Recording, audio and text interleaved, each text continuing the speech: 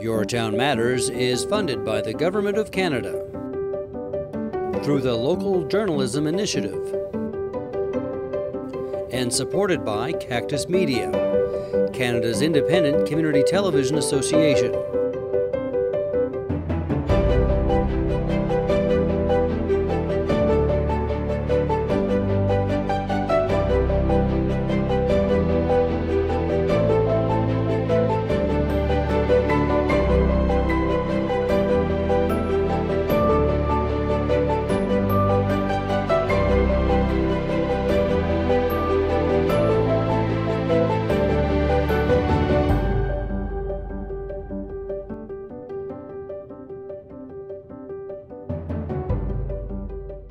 I'm Vicki Hogarth and welcome to Your Town Matters. I'm joined today by the Mayor of Eastern Charlotte, John Craig. Thank you for being here today, John. Yeah, thank you for having me. Thank you.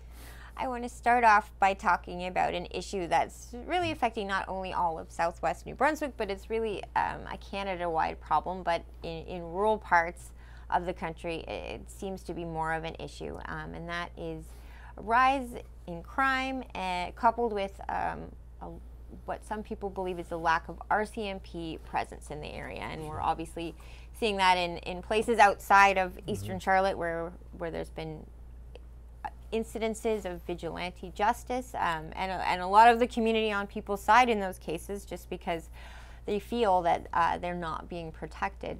I know that Eastern Charlotte has considered looking at other options to RCMP. Can you tell us a little bit about where you're at with that right now? Yeah, just to say I fully understand people's frustration, absolutely 110%, and I do know that it's happening in our area, but I also know it's happening in every area around Charlotte County. I meet with mayors every second weekend, and you know, St. Steve McAdam, they're all having their issues and problems. So I mean, we have a motion on the floor by Councillor Tidd, who wants the full investigation of looking into what it's going to cost to bring our own police force in, or to contract another police force to take over the policing in the area, to slowly move away from the RCMP. He just wants us started. It would take time to do all that. I mean, we're talking probably, if it does happen, it'd be in fruition, it would take 2 to 3 years, because the time you get out of contracts and then they go buy equipment and budget and the full investigation of what's going to cost and location and all that. There's a lot to it. People just don't understand. There's no magic solution to everything right now, but at least we're going to try moving forward. And neighborhood watch is something that we're looking at, and we're having meetings about that in all the different wards, trying to get that set up, and we have signs already ordered, and some are being put up as we speak in the area, and to let people know there is neighborhood watch. We need to get people more involved, people to call in when they see things. People can't sit back anymore and say, I don't want to get involved. This is their community, and I understand the frustration, but people have to start calling in when they see things or things going on. I do know people are going to say, well, what's the use, because the police aren't going to do anything. But the more people that call, the more times that those calls are registered, the more times they're logged, and after a while things will hopefully come together, and be pointed at one person or two people that are actually doing a lot of it. So the more people get involved, the better. And like I say, I fully understand the frustration of what's going on. What Councillor Tidd has done is really get the ball rolling. I've brought it up to the other mayors in the area. I have Fundy Shores, who basically are 100% with us. I talked to His Worship Denny Cogswell from that area, and they want to be fully involved, which really helps us, because geographically in Charlotte County they're the closest one to us. And so after that it's us, Fundy Shores, and then we have St. John. Having St. John Police maybe take over would be geographically maybe an option, because coming out they'd be a full all the way down to Eastern Charlotte. There's no areas in between where they don't police. It'd be the whole way down. So that's fully an option, and to cost share it with another area would be a good idea too. So all that has to be investigated along with Fundy Shores, and we want to at least work with them. We like to work with all of them right now, but I think the other areas right now we'd like to see what they can do themselves, and we're going to try moving ahead with it as fast as we can. Like I say, it does take time. And the budget currently for RCMP in Eastern Charlotte, is it 2.1? Between 2.1 and 2.2 million dollars a year.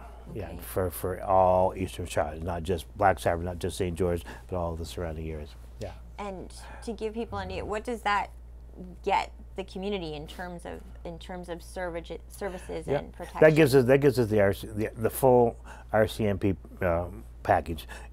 Say, for example, we need a dog team, we need a helicopter, we need if say it's a murder investigation, we get all that comes with it, sort of thing. So, for example, last week there was an incident by the lake, and the RCMP threw every resource into it. They brought in police cars from all over Charlotte County for this incident, and they brought in an RCMP drone. They had a SWAT team ready to go with a full plan of what they were going to do.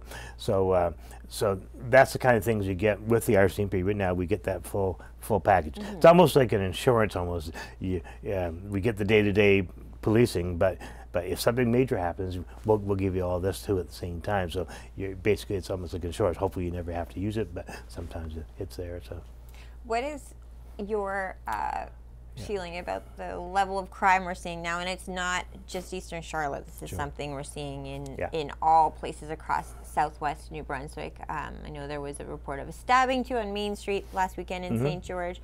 But again, it's not just an Eastern Charlotte issue. We're seeing it everywhere, and it's not just crime. There are many issues at play here, and sometimes they're connected, and sometimes they're just completely different issues at play in the community. Well, absolutely. There's no doubt about that. We have to be concerned because it's something that we're not used to. It's coming to us, all of us, not just me, but the whole area. Because I talk to the other mayors, there's a level of frustration even amongst themselves because there's no magic solution. You can't just snap your finger. Okay, this will solve that, and then we can work on the next thing.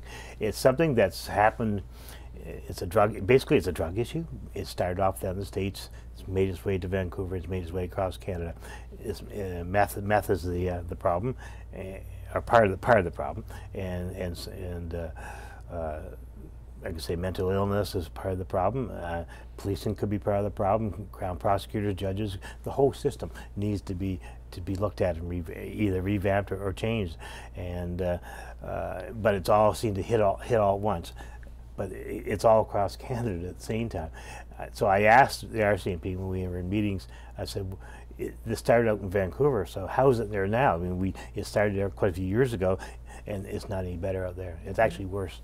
And so that doesn't give me much hope for our area right now if they haven't been able to find a magic solution to it either. They get the homelessness, they get the drug issues, the federal government answer to it. Well, if there's a drug issue, let's legalize some of the drugs. Well, and that's what's happened out west. And I don't think that's an answer. Myself personally, I don't think that's an answer. But we're doing our best we can locally with the money that we have. We have to be careful with how much money we throw at anything. It is taxpayers' dollars, and we have to make sure.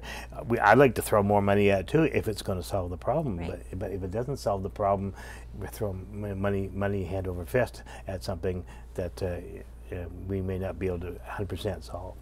There's a lot to it than just policing. There's the whole system itself and the drug issue and mental illness. A news story that's really been ongoing. It's the Mount Pleasant Charlie Avery's property. Yes. It's been an ongoing issue about whether he can cut his farmland into a few different properties and then make those residential properties. Can you give us an update on where things are at with Mr. Avery's property? Yeah. It's tough. I've never met Mr. Avery as of yet. I had one phone call with him at one point, but this is going through a second council, two different plans he's had, and each one's been turned down. But I don't know if the first one was turned down or just never got to the point of being, because the councils were changing at the time. So I'm not sure if the first one was actually turned down or just didn't have enough time to do it. The second one, our last meeting, it didn't. The council was not happy with what they saw for a plan, so they just didn't bother giving a first, second, or third reading. So he just kind of died. So he's got to come back now. The way it works now, if he wants to build on there, he's got to come back now to council with a different plan. Basically, that's what it boils down to, and then something that the council can live with, I guess. And for people who might be new to this particular news story, he has purchased land that's zoned agricultural, farming. That's right. That's correct. And he'd like to address the housing crisis in Eastern Charlotte with this property by dividing it in 4, as I understand, and so that 4 different people could come to, or families could come to the area. So council wasn't happy with that plan, and so I guess he has to come back. He has to. Part of the problem is, is that he lives in Ontario, so it's hard for him to get here to speak to council. I mean, sometimes problems and solutions. I was mayor of St. Anne's for quite a few years, and I fully understand most of the problems we have with issues is lack of communication. And where he's in Ontario, if I can sit him down with the whole council, okay, let's work something out that we're both agreeable to. That's usually the way that most problems in the world are solved. You get people sitting down at the table and try to work out, okay, we have to compromise to get things to work, okay? So that's what I'm hoping that he might do, is come back and sit down and work with the full council and find a plan that where both sides could live with that. There have been, with this news story, some of the public has said that a couple councillors should be declaring conflict of interest on this particular issue because of their close proximity to Mr. Avery's property, because they also might have interest in farming. Can you shed some light on what exactly are maybe some of the public's concerns with this, and what the process is for declaring conflict of interest, or whether they should or shouldn't? I don't know if you can weigh in on that. Well, the one thing I will say, and I can't weigh in on conflict of interest on each individual councillor. I can't do that. Conflict of interest is up to each individual councillor. So they have to, you see at the first of the meeting when I say any declaration of conflict of interest, and it was done at the first of every meeting, and then you declare it on whatever part of the agenda. So it's up to each individual councillor to do that. So it's not for me to judge which councillor it could be or maybe is in conflict. It's not up to me. That's up to the individual councillor, and that's been pretty well explained to each councillor by our legal team, and it's not for me to say that. And so I guess at this point it's up to the full council to I mean, I've been a mayor long enough. If I even think for a second, say for example, when my family was looking for a job or something, I'd declare conflict and just walk out of the room, because I don't want to be involved with something that I know that could be involved, my family or something like that. So I'd walk out of the room. So it's up to each individual councillor. Each situation is different. So that's basically all I can say. and let's say they don't declare conflict of interest, but the public still believes, oh, there is one. What's the next step in that sense? I've never seen it done before. There could be, if somebody really wanted to push it, there could be an investigation into it. So, and then it goes, I'm not sure where it goes after that. If it goes to the provincial government, they have to look at it at the situation. But I've never seen it that point yet myself. Most people will pull themselves out. If I guess when we were first became council, what was told to me was, when in doubt, get out. so even if you think you are or don't think you are, just walk out of the room. I always did, because I politically, a lot of things are just what people think, and so it may not be conflict of interest, but if people think you are, you should just get out of the room anyway. It's just something that I always did, and it's just probably the right thing to do. But like I say, at the end of the day, it's up to each individual councillor. The other night I was watching multiple fire departments from across southwest New Brunswick do their training. It's where they stage it's a fire, a controlled fire, and it's to get them to a certain level of training. And it was neat to see that it's now, I was corrected, I said St. George Fire Departments. No, Eastern Charlotte. And you have a new fire chief. Can you talk a little bit about that? Yes, so the last council meeting we had 2 motions. The first motion was to actually say that we are having a full-time fire chief for Eastern Charlotte. It's the first step. It's the first step to amalgamate the full fire service in our area. In our area, we have 5 fire halls, and we have 3 fire departments. You had the Back Bay, you had St. George, and you had Blacks Harbour. Well, I shouldn't say Blacks Harbour. They were actually called Eastern Charlotte, but they were Blacks Harbour and Penfield. It's kind of confusing, I know. But anyway, full 3 fire departments and 5 fire halls. So what we've done, we've amalgamated it all together, but this is with talks with all the existing chiefs. We sat down with every chief and their deputy and got their input into this, and they all agreed that this is what they wanted. So we moved ahead and we put it out there that we wanted somebody to put in for a full-time fire chief, and then council unanimously voted at the last meeting to accept Justin Johnson as the first full-time fire chief for Eastern Charlotte. Now the new name is going to be called the Eastern Charlotte Fire and Rescue, is what, and all the trucks will be branded as that. So you'll see the new writing eventually in all the trucks, no matter where they're sitting. They could be sitting up in Second Falls, and Second Falls that actually has a nice fire hall up there too. I had a tour of it the other day. They got 2 fire trucks up there. So the chief will be responsible for the whole fire service. There will be each hall will still have a chief of some sort. I'm not sure if it's going to be called chief or battalion chief or what. There's going to be different names being thrown in. It's right at the moment that's still kind of up in the air, but we still need one person kind of in charge of each hall. It's the same as before. So probably the existing chiefs will take all those positions, and then the fire chief himself would be sort of the top person of all, where all those people will report to the grand chief, I guess.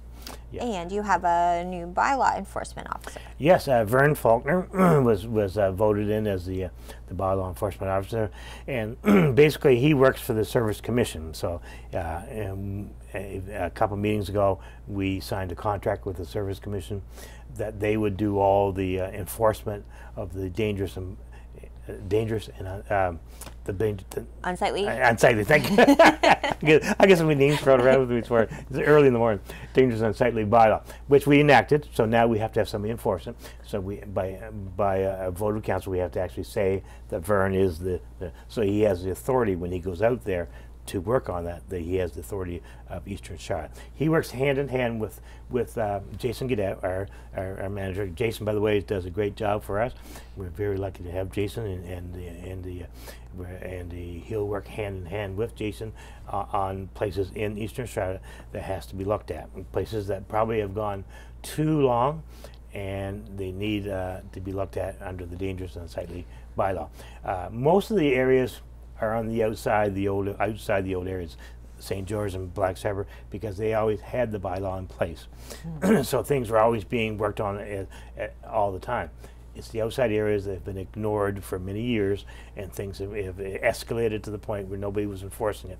So now we're coming along and we're enforcing it. Okay. To say that, but I also got to be careful too. We are working with people on properties too. We don't just walk in and say you got 2 days to clean this up, or we're going to come in and tear it all down, or give you a big bill. We work with it. There's a process that has to be done. First of all, it'll be a visit, and if that doesn't work, there's a letter. But we work with you. We give you time to work on it, and we're not. It's not heavy-handed government. We work with people to get things done. We do know that with money being tight, it will take time. But as long as there's progression, working towards what it has to be done, then we'll do it in such a way that's good for for everybody. But it has to be worked on, and people have to see that we're trying. I mean, if you look at say an abandoned house or abandoned place, sometimes if with an abandoned house, people move into it. We get people who are homeless, and they'll move into these places. Well, that's dangerous, because they're moving into a place that either has no electricity, no water, or so they start a fire inside to keep warm, and next thing you know, the place catches fire. So what happens next? They blame the community because we didn't do anything about it to begin with. So we get blamed for it. So we have to make sure that we are looking at all these properties and making sure that if these places aren't taken care of, that they end up being torn down. Yeah, and I think everyone in Charlotte County knows we've seen that even multiple times this year take place in different communities. So absolutely, and it's something when I campaigned last year. When I was out campaigning, I had it many times. People were saying, well, if you get elected, I want you to make sure you clean up this, clean up that. I'm not going to put any names on anything. But I had many places pointed out to me. And so I've had, the people want us to do this. It's nothing that we just picked out of the hat and say, okay, let's just start enforcing this bylaw. We're working on bylaws and stuff that people want us to work on. So we have a lot of work to do in Eastern Charlotte because we're amalgamating all this area to come up with the same bylaws for the whole area. So we're just picking and choosing the ones that people want us to do first, and this is probably the top one.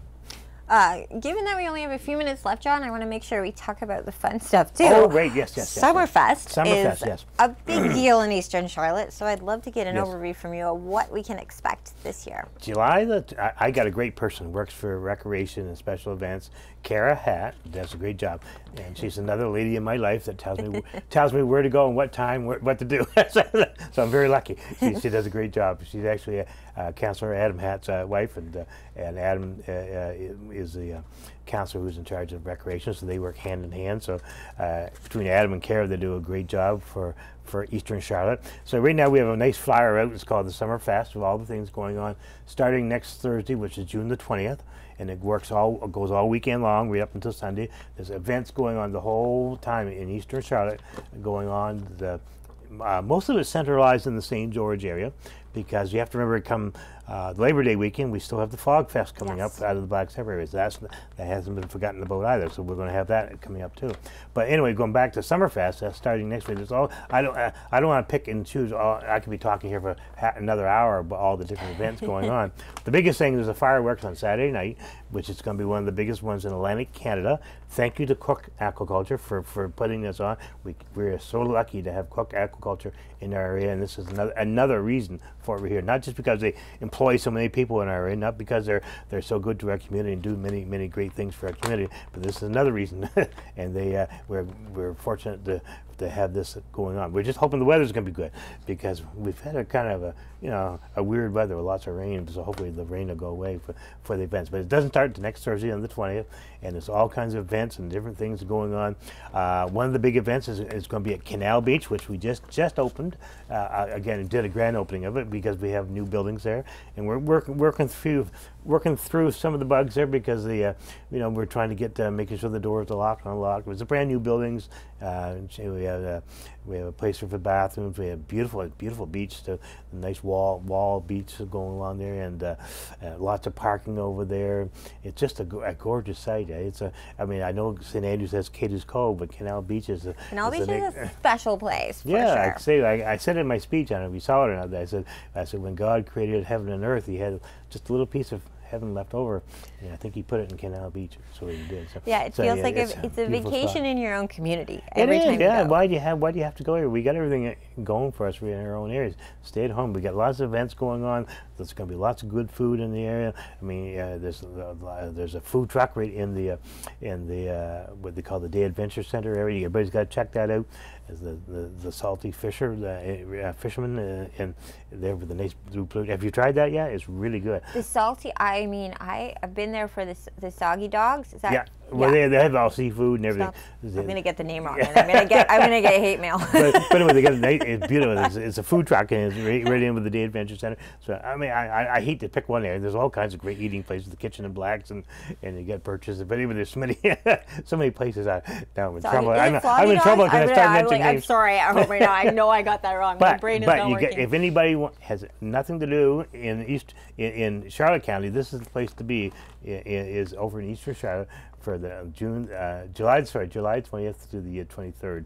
And the soapbox jerk. So, Can we talk that's about that? That's my favorite. Oh, it's part mine too. I love that. Yes. Yeah, we had.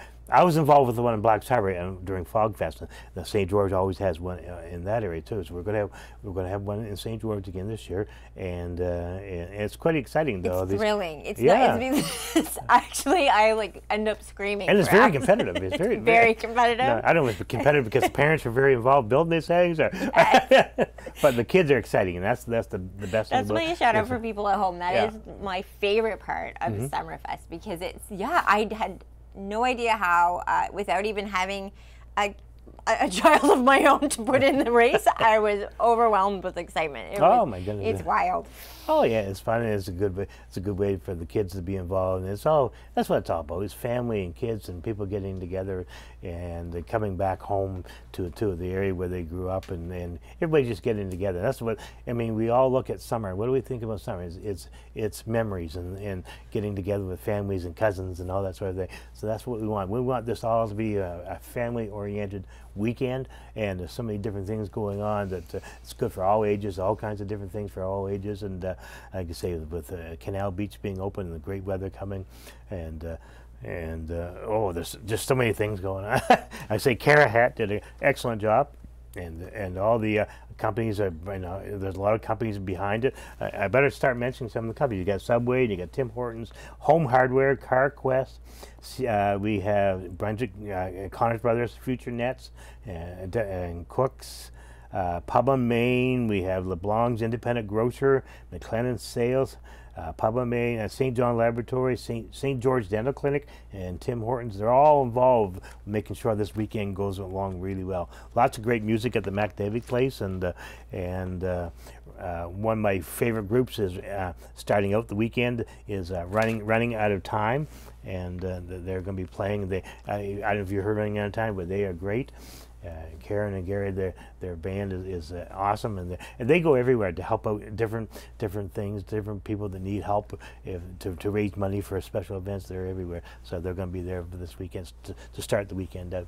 Well, I know we talked about a lot of big issues today, but it's always nice to be reminded with something like Summerfest of why we're so lucky to live here. Thank you so much, John, for being here today. Thank you for listening to me for so long. Thank you. My guest today has been the Mayor of Eastern Charlotte, Jan Craig. I'm Vicki Hogarth. Thank you for watching Your Town Matters.